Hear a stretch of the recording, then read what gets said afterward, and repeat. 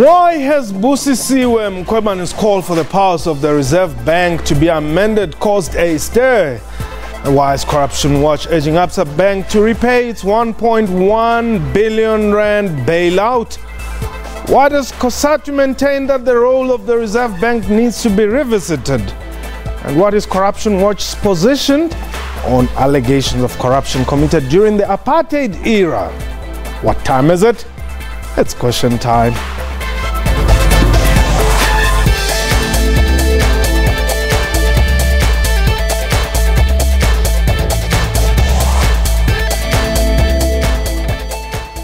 Khotsong and welcome to the show. My name is Mpho Tsedu. The debate around the powers of the Office of the Public Protector is back on the spotlight. This after Public Protector Busisiwe Mkhwebane suggested that Parliament should constitutionally amend the powers of the South African Reserve Bank. This comment was received with shock in some quarters, with others including the ANC saying Mkhwebane has overreached her powers. This is said to have resulted in the value of the currency instantly declining by 2%. Meanwhile, Corruption Watch has urged Absa Bank to respect the Public Protector's findings on the CX report. The Corruption Watchdog is asking Absa to repay its 1.1 billion rand bailout granted by the Reserve Bank to Bancorp Limited between 1986 and 1995. For its part, though, COSATU is of the position that the role of the Reserve Bank must be revised. We are live, and therefore you can call us and air your views. The numbers 089-110-4210. We hope they'll be working. And our Twitter handle at QuestionTime24. My guest today, David Lewis, is the Executive Director at Corruption Watch, and Mr. Sdumo Dlamini is the President of COSATU. But before we get into today's program, we need to bid our farewell or send our heartfelt condolences to Mbali Mkabela, who was a receptionist here at the SABC, the lady who received all our guests who passed on Monday. And we say nlalenge nxeba bakamkhabela akwehlanga olungehlanga phephi ahamba maqhawe kuyosala zona ibongo phela. Indeed, let's go on with the show Question Time today. We're talking about the pronouncement by the Public Protector. And what are your views? Please do give us a call on the numbers that will be on the screen. Whether it's the 089 or the 714, we're not sure. But, well, it's the 089 today. 089-110-4210. Our Twitter handle at QuestionTime24. Gentlemen, welcome to the show. I'm sure today you're going to agree. Absa must pay back the money, I suppose. COSATU side? Indeed, Absa must pay. They must not just only pay, they must own up to the crime committed, because now it's a finding of the Public Protector after a rigorous investigation. They crossed the picket line many years ago, because remember, Bancorp was bailed out at a time when the liberation movement had called for sanctions, the boycott of investments here. Absa and that very bank crossed the line, the picket line. So they must own up, but not only for that, because that money was taken from the state, the Reserve Bank, to bail out that bank without having to pay any interest. It's a free loan. That's what they make us to believe. 1.25 billion rands. It's a lot of money. They should, in my view, in our view, they should have paid the interest owed to that. Actually, they should have paid the whole amount that they were supposed to have paid. The matter today is in the open. It's a finding by the Public Protector. So COSATU says they must pay that money. But two, it exposes the depth of state capture in the history of our democracy and before that, which is why we have supported even the notion of a judicial commission of inquiry in the state capture, both in the private sector and in the public sector, so that it will be rooted out, this devil thing that has been happening. So Absa must pay, because I expect them to pay. We don't expect them to go to court to challenge what they call is an overreach, and the NC is saying the same thing. That should not be the focus. The focus should be they must pay what they owe South Africa. Well, Corruption Watch said actually you either review or you pay. I guess you were just according them, or rather affording them the right which is also enshrined in our laws. Yeah, I mean, we're saying they must treat the decision seriously. It's a binding decision. And so unless they have it overturned by a court of law, they must pay. I see that they've decided to review it. Yes. You know, I think it's going to be an interesting argument in the court. I mean, 2 investigations done by 2 separate judges have concluded that the bailout was indeed a waste of public money, in the sense that it was a bailout to the shareholders rather than to the depositors. But both of those judges concluded that it was impractical to get the money back from Absa, and that Absa weren't the ones who got the money, because at the time the bank was bailed out, it was owned by Sanlam, which at the time was owned by its policyholders. So Judge Davis had concluded that it's not practical to get it back from Absa. When Absa bought it, it was already a bailed out bank. So there are going to be interesting arguments in court, but the decision of the public protector must be protected. And that's why, you know, in one of your earliest when you spoke earlier about the public protector has suggested this in relation to the change in the banking mandate. The public protector doesn't suggest, the public protector finds, and unless a court overturns that, it's a binding finding, which is what makes the Reserve Bank decision such an incredibly serious decision. I don't think she's overreached in respect of the decision about the bailout. She may be wrong, but she hasn't. This is within her power. On the public, on the mandate of the Reserve Bank, she has vastly overreached herself. We'll talk to that just now. Let's go to, is it Port Elizabeth? Vivian, welcome. Man, welcome to you, chaps. And will you take my question? Yes, go ahead. This is question time. Man, if the government can't manage all the state-owned, such as Transnet, Airways, Harbours, what are they going to do if they get their fingers into the Reserve Bank? What are they going to do if what? Vivian, maybe... Get their hands into the Reserve Bank to be able to play with that money. Oh, okay. What's your point, though? My point is the Reserve Bank is supposed to help the country stabilize. Okay. All right, Vivian. Thanks very much. I don't know if you understood the question, but I would want to say the reform of the Reserve Bank is another topic that we need to enter into. How do you have a Reserve Bank which is privately owned? No, I think that's a bit of a historic anomaly. I mean, there are private shareholders, and I see no reason why there should be private shareholders. But the ownership of the bank doesn't have anything to do with the conduct of monetary policy, which is completely separate from the bank's ownership. I remember I was once peculiarly nominated for the board of the Reserve Bank, and it was one of the first questions I asked. And what you get concerned with is the statement of accounts of the bank as a company.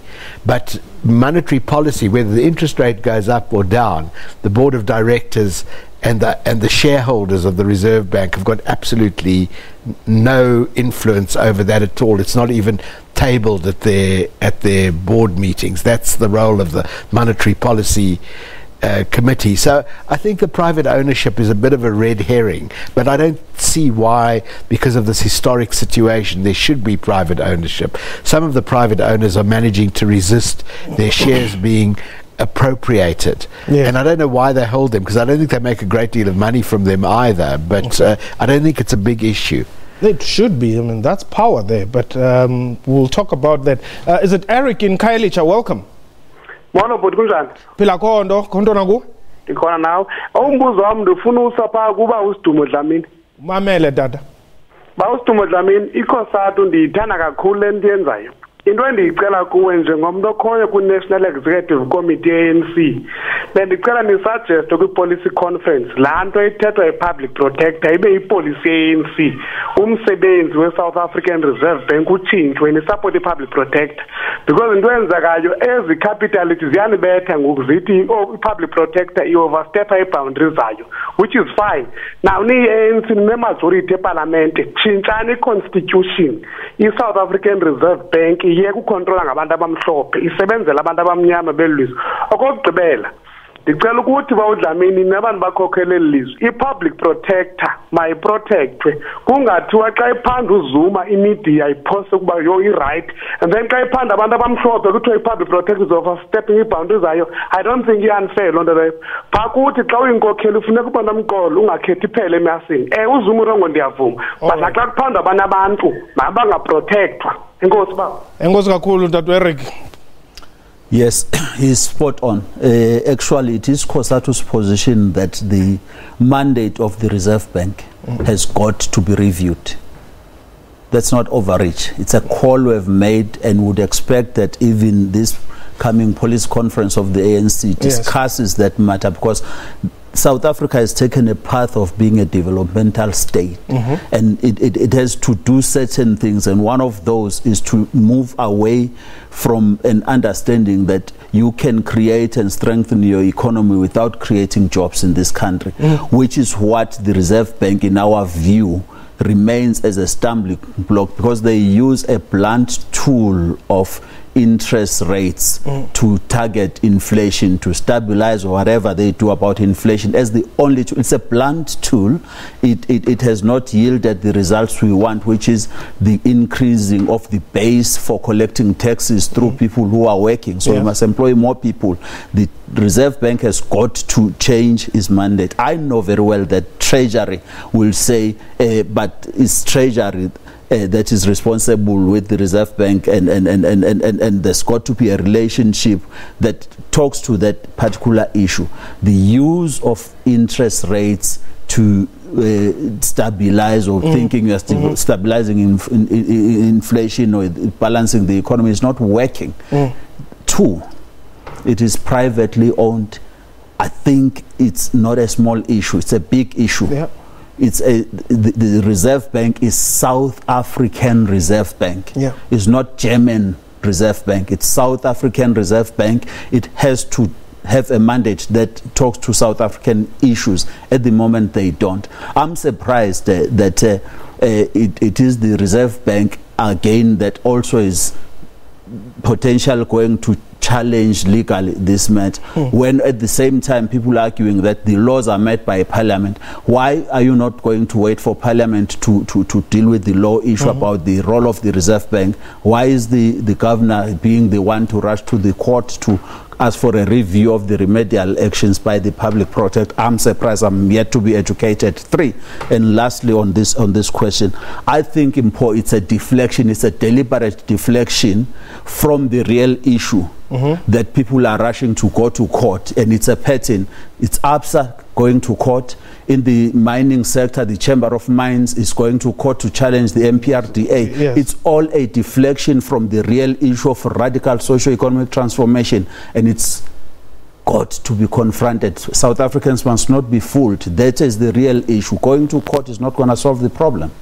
We're taking a quick break. When we return, Khumutso, please just stay on the line. We'll take your call. Khumutso there in Pretoria. 089-1104-210 is the number to dial. We shall return.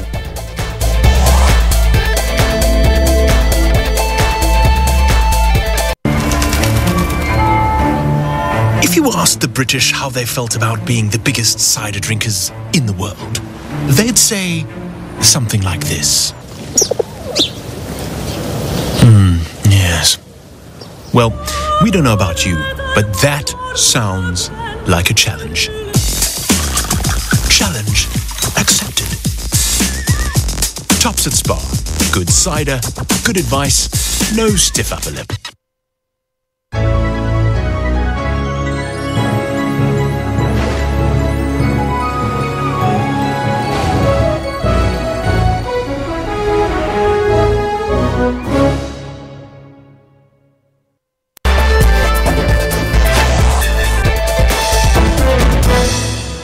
Welcome back. You're still watching Question Time. David Lewis is from Corruption Watch, and Stu Dlamini is the president of COSATU. They are my guests. They join me in studio today. And Khomotso is on the line. Welcome. You are in Mamelodi.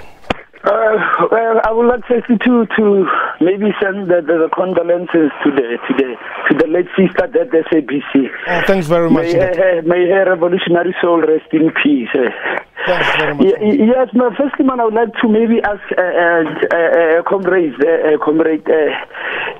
from COSATU to maybe try to tell the South African Communist Party as the NEC member and as the member of COSATU to ask the Communist Party, the SACP, to implement, to ask ANC to implement the state power policy so that they must capture the states themselves.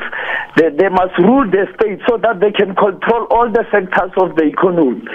And secondly, I would also like to say this to the public, to all the people who are listening, that here in South Africa, we are a country that we don't have a media. The media don't talk nothing about things the real things that are happening in this country, like the yesterday report by the public protector, because it is against the will of our black South Africans. It is attacking the white capital monopoly, then they opposing it, comrade. I'm saying we must fight, and we must fight this white capital monopoly scrapping our economy. Order, Khomotso. I mean, we're talking about this matter and you are taking the media blanketly. So now, how do you attack me when I'm dealing with the same issue which you are saying other people are not dealing with? No, I'm saying this because you know how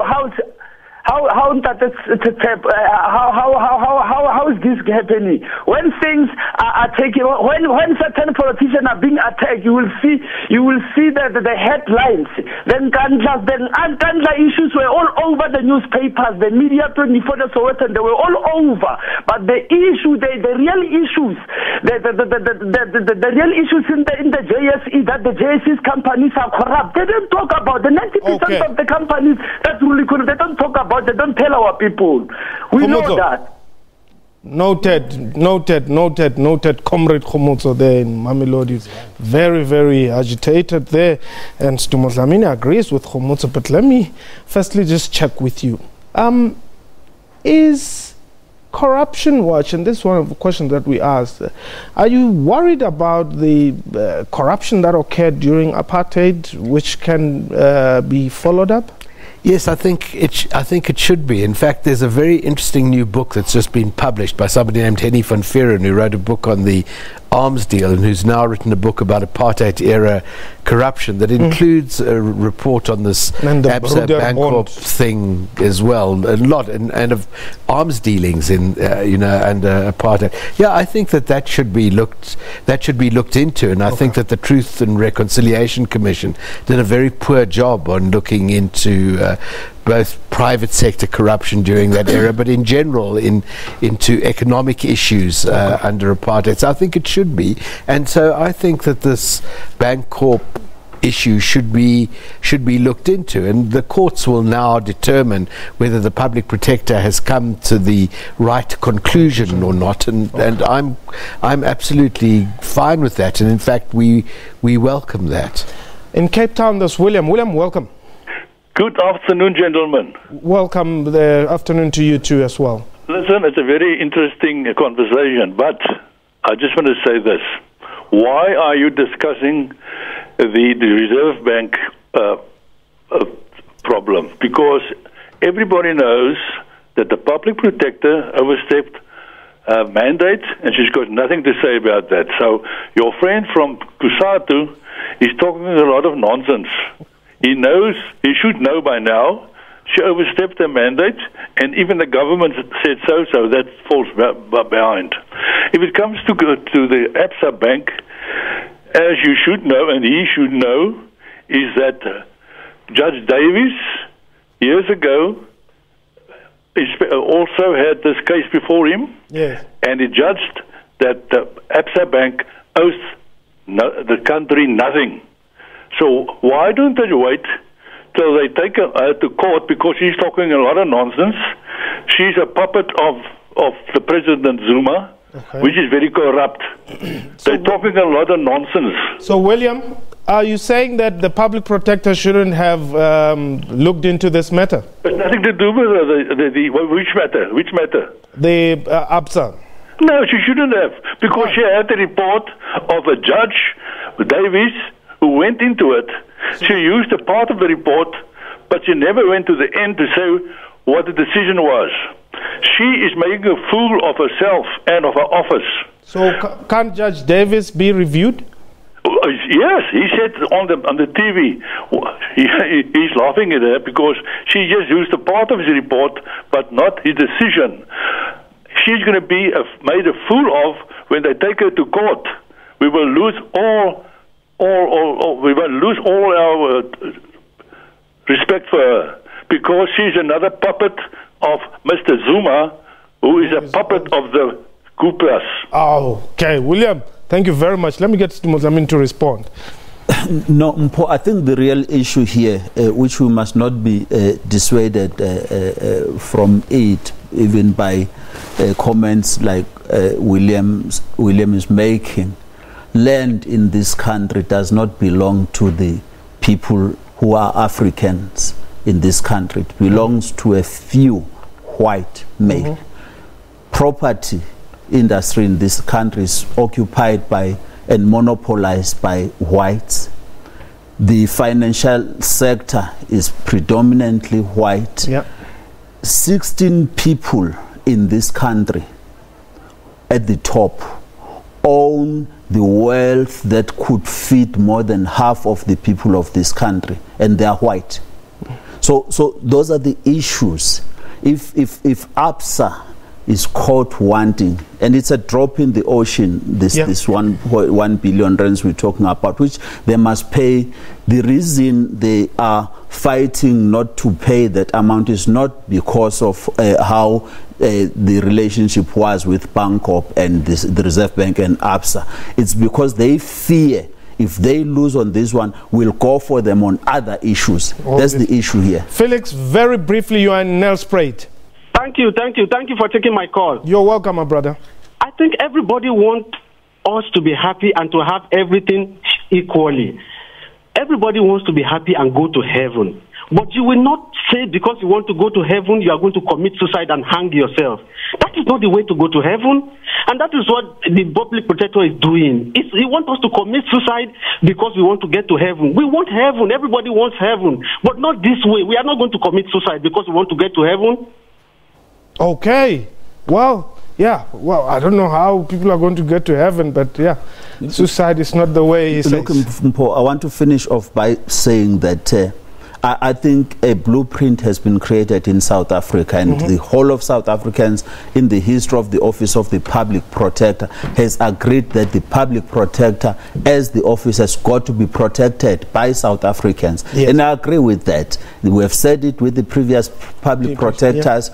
Why differing on this one? By this assumption, when she was interviewed, this public protector, everyone was saying, hallelujah, we've got a very good public protector. Now that he finds against the Absa, then she's an enemy of the people of the country. I don't think we should even go that direction.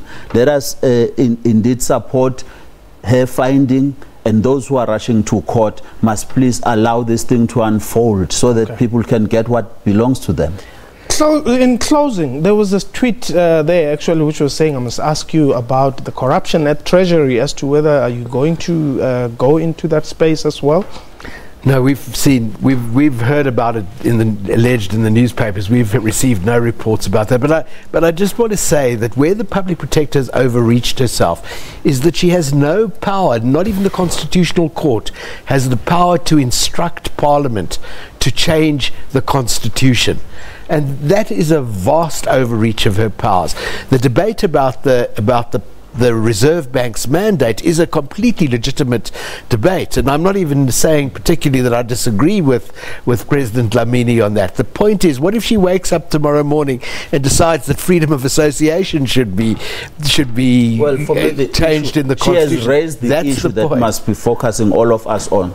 Those who owe the people of this country must pay back like everyone is paying. Okay. Do you support the reform of the Reserve Bank?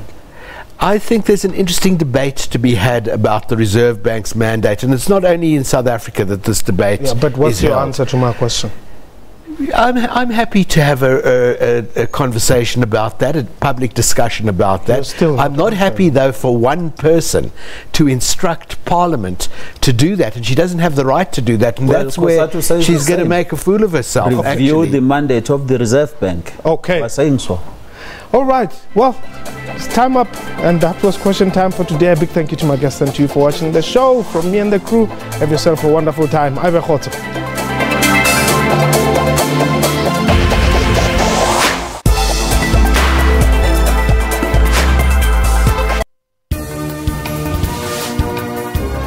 Well, a very good morning and welcome to AM News Live at 10:00 hours across all Central Africa regions. A fitting send-off for a revolutionary giant, a life dedicated in service of the people. The result means that the Swallows are out of the ABC Multiple League and drop to the amateur fourth tier of South African football, the SAB League. Tune in on AM News every Saturday and Sunday from 10 hours.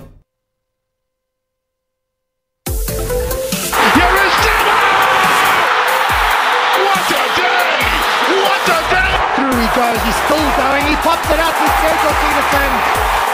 Easy as that. What a response it is from the Cheetahs. Brilliant score. Imran Tahir produced a superb performance with the ball. The Proteas leg spinner put his side in the driving seat, scalping 3 wickets for just 18 runs. Gifton Gope is flying toward third, and he is there with a triple, his first in the big leagues. It is a Ferrari front row lockout, unless Hamilton can get on pole, and he can't. Ferrari, for the first time since France in 2008, have locked out the front row. For all your